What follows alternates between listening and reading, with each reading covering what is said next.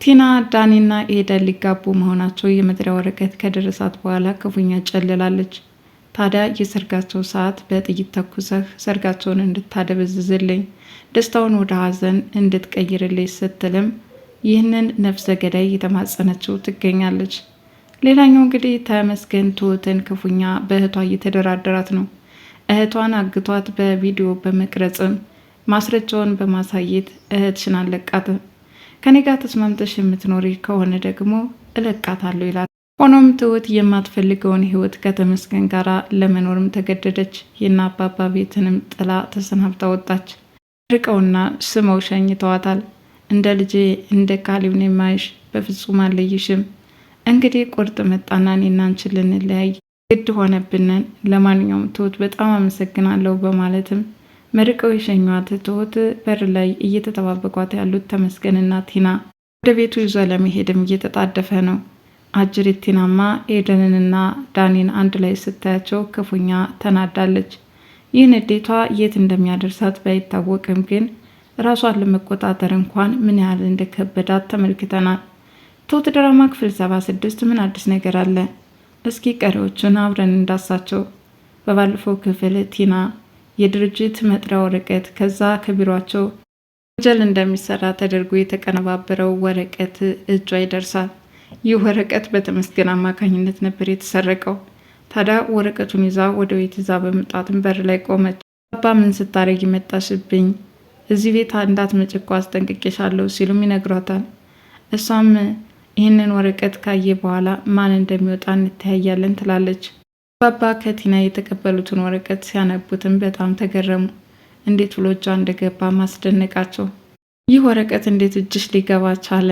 ብቻ ወረቀቱ በምን አይነት መንገድ ተዘዋውሮ ከቲና እጅ እንደደረሰ ማስደንቋቸዋል። ይሁን እንጂ እሷ ተደናግጠው ወዲያውኑ ቤቱን ለቀው ይወጣልኛል ብላ ያሰበችው ወይዘሮ ቲና ይህ ወረቀት ከአገልግሎት ውጭ እንደሆነና በወቅቱ ተከራክረው እንዳሸነፉበት በሐሰት የተወነጀሉትን ወንጀል ተከላክለው ምንም የማይሰራ መረጃ እንደሆነም ይነግሯታል። ይሰራል ስትልም ፍጥጥ ብላ ተከራከረቻቸው። አይሰራም፣ ምንም ማድረግ አትችይም።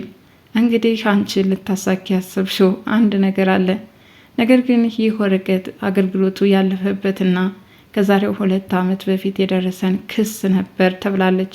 አጅሪት ቲና በጨለምተኝነት የምትጓዘው ይህ ነገር ሳይሳካላት በሩ ተዘግቶባት ተመልሳ ወደ ተመስገን መታለች። ተመስገንና ትሁት ክፉኛ ሽጉጡን ደቅኖባት ካልገደልኩሽ ይላታል። ትሁትም በጀግንነት በቃ ለምን አትገለኝም? ምክንያቱም በዚህ ሰቀቀን ኑሮ ከምኖር ሞቼ ብገላገል ምንኛ ደስ ባለኝ።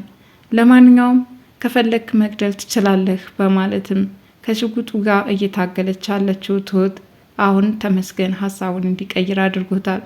አንቺ እንግዲህ የማገኘው ጥቅም የለም፣ ይልቁንስ ልጅ ያለችበትን ነገር ሲልም ያፋጥጣታል። በዚህ ሁኔታ ወከባ ፈጥሮ ትሁት ወደ ቤት እንድትመለስ ተደርጓል። አባባ ክፉኛ ቆዝመው ታያቸዋለች። በሰላም ነው በማለትም ትጠይቃቸዋለች።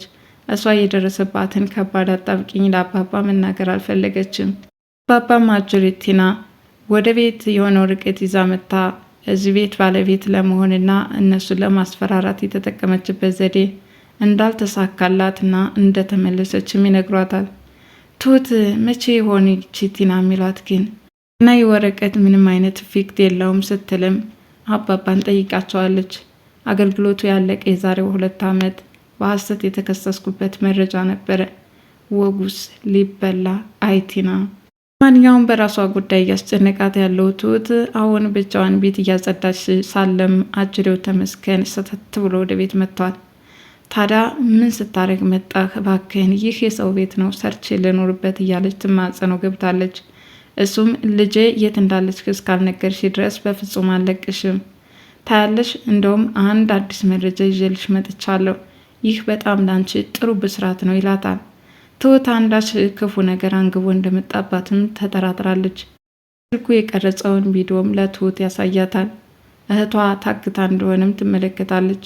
እህቴን እያለች ማልቀስ ትጀምራለች። እንግዲህ የኔን በምነግርሽን የማትተገብሪ ከሆነ እህትሽን አልለቃትም ሲልም በትሁት ላይ ይዝትባታል። ትሁትም እባክህን እህቴን ተውልኝ፣ ፈለግ ከሆነን ያደርግልሃለሁ አለችው። እንግዳውስ ልትነግሪኝ ከፈለግሽ ስለ ልጄ ንገሪኝ በማለት ሲጠጋት፣ እሷ ደግሞ ይህ የሰው ቤት ስለሆነ ወጥቼ ላናግርህ አለችው። ሆኖም እንዲወጣ ካደረገችው በኋላ ተከትላ ስለ ልጃቸው ማውራት ጀምራሉ። ልጅቷን ተሰቃይታ እያሳደገቻት እንደቆየች እና አሁን ግን ተመስገን ልጄ ማለት ሲጀምር ወደ ውጭ ሀገር እንደላካቻትም ትነግረዋለች። ታዲያ ተመስገንም ጭራሽ ከኔ ለመደበቅ ብለሽ ይባስ ብለሽ አውጥተሽ ለነጫጭባ ሰጥሻት ሲልም ተነጫነጨ። እና ምን ማድረግ እችላለሁኝ? እኔም የፈለገውን ያህል መስዋዕትነት ከፍዬ ባሳደግኳት ነበረ። ያህል በደል እንዳላደረስክብኝ ሁሉ አሁን ልጄ ስትል አታፍርም ስትልም በደሏን ለማስታወስ ሞክራለች። እሱም ስለዚህ ጉዳይ አታንሽብኝ፣ አሁን የሚጠይቀው ልጅን ይላታል። ሆኖም እንግዲህ ስለ ልጅ ያለው መረጃ ይኸው ነው በማለት የውጭ ሀገር ጉዞዋ አሁን በደህንነት ጤንነቷ ተጠብቆ እየኖረች እንደሆነ አስረድተዋለች። አሁን እኔ ጋር መኖር የማትፈልጊ ከሆነ ትሽን አለቃትም ሲልም አስፈራርቷታል። ትሁትም ክፉኛ ለቀሰች። ምክንያቱም በእህቷ መጥቶባታልና። ኤደንና ዳኒም የሰርጋቸው ዋዜማ ላይ ሆነው ሸር ብትን እያሉ ነው። በተለይ የመጥሪያ ወረቀታቸው ከተበተነ በኋላ ቲና ልትተኛላቸው አልፈለገችም። ደስታቸውን ለማደብዘዝ የማትወጣው የማትፈነቅለው ድንጋይ የለም። ከነፍሰ ገዳይ ጋር በመነጋገር አንዲት ኤደን የምትባላለች በሙሽርነቷ ቀን ያን የለበሰችውን ቤሎ በደም አጨማልቅልኝ ስትልም ጥይት መተኮስ እንዳለበትም ነግረዋለች። ይህ ነፍሰ ገዳይም ለጊዜው እሺ ብሏታል። ገንዘብም ቀድማ እየከፈለች ነው። እንግዲህ ሁል ጊዜ ገንዘብ ምንጯ ምን እንደሆነ ባይታወቅም ነፍሰ ገዳዮችና ለአጋቾች አሳልፋ ገንዘብ በመስጠት ጥቃት እንዲደርስባቸው ያላደረገችው ሙከራ የለም። ቢሆንም ግን እስካሁን አንድም የተሳካላት ነገር የለም። ዛሬም ቢሆን ይህ ነፍሰ ገዳይ የሚፈልገውን ገንዘብ ካገኘ በኋላ ላሽ እንደሚላት መቼም ምንም አያጠራጥርም።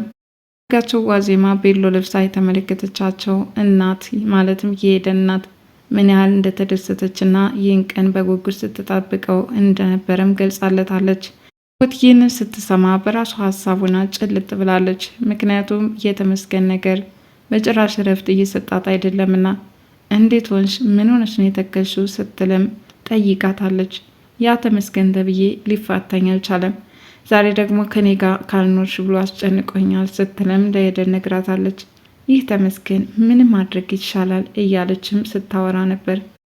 አባባን በቃ አሰናብተኝ፣ በዚህ ሁኔታ እናንተ ቤት መስራት አልቻልኩም ስትልም ነግራቸዋለች። አባባ በፍጹም ዛሬ ላይ ፈቃደኛ አይደለውም፣ እንድትሄጅ አልፈልግም ሲሉም መንገዷን ገርግረዋታል። በትሁት ንግግር አባባ ከፍቷቸው ቤቱን ትተው ቁርስ ሳይበሉ ለመውጣት ተገደዋል። ነገር ግን የተመስገን ዛቻና ማስፈራሪያ ከዛ ቤት እንድትወጣ ግድ ሆኖባታል። እስከ መጨረሻም ልብሶቿን አስተካክላ ጠቅላ ለመውጣት እየተዘጋጀች ኤደን ለምንድን ነው አለቻት። ግዴታ ነው፣ እኔ ካልወጣሁ እህቴ ትሞትብኛለች፣ ስለዚህ ልሄድ ነው በማለት ልብሶቿን ማስተካከላ ትወጣለች። አባባ ጋራም ተመራረቁ። እናንተ ቤት ስኖር እውነት የሰው ቤት ሰራተኛ ሳይሆን የአባትነት ስሜት ይሰማኝ ነበረ። በጣም ደስ ብሎ ነው የኖርኩት፣ ትናፍቁኛላችሁ። ለማንኛውም አባዬ መርቀኝ ስትልም ጉልበታቸው ስር ተደፋች። መረቋትም አመሰግኗት። ይቅናሽ ልጅ አሏት። ባሯን ስመው እንደ አንድ ልጃቸው ቅር እያላቸውም ሸኟት። ኤደንና ዳኒ እስከ መጨረሻው አብረዋት ተከትለዋት እየሄዱ ነበረ። ታዲያ አጅሬት ቲናና ተመስገን በር ላይ ቆመው ይጠብቋታል። ይህ በተስፋ እየተጠባበቃት ያለው ተመስገን ሰርግና ምላሽ ሲሆንለት፣ ለትሁት ግን የማትፈልገውን ህይወት ለመኖር ስለተገደደች ክፉኛ ከፍቷታል። ታዲያ ሻንጣዎቿን ጠቅላ ወደ ተመስገን እየሄደች ያለችው ትሁት ሷን እየሸኙ የነበሩት ዳኒና ኤደን ቲና በኩል ትኩረቷን ስበውታል። ምናልባትም ቲና ሁለቱን አንድ ላይ ስታያቸው ችግር ልፍጠር ማለቷም የማይቀር ነው። ሆኖም አሁን የሰርጋቸውን ስነስርዓት ለማደፍረስ እየተጠባበቀች ያለችው ቲና ክፉኛ ከወዲሁ በንዴት እየተቃጠለች ነው። ለማንኛውም ትሁትም የማትፈልገውን ህይወት ከተመስገን ጋር ለመኖር ተገዳለች። አባም እንደ አባት እየተንከባከበችና ከቲና ጥቃት እየተከላከለች እዚህ ያደረሰቻቸው ትሁት ዛሬ ለመጨረሻ ጊዜ ተለይታቸዋለች። እውነት ትሁት ከተመስገን ጋር ተስማምታ ልትኖር ወሰነች ይሆን? አባባ ማልደው ወደ ቤታቸው ሊመልሷት ይችሉ ይሆን?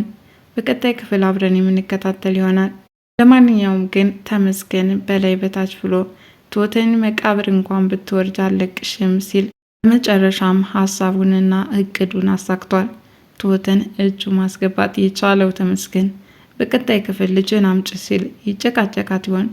አብረን የምንከታተል ይሆናል። በዛሬ ትሁት ድራማ ክፍል 76 ይህንን ይመስል ነበረ። ለቻናሌ አዲስ የሆናችሁ ላይክ፣ ሼር፣ ሰብስክራይብ በማድረግ ቤተሰብ እንድትሆኑ በትህትና እጠይቃለሁ። ባይ ባይ።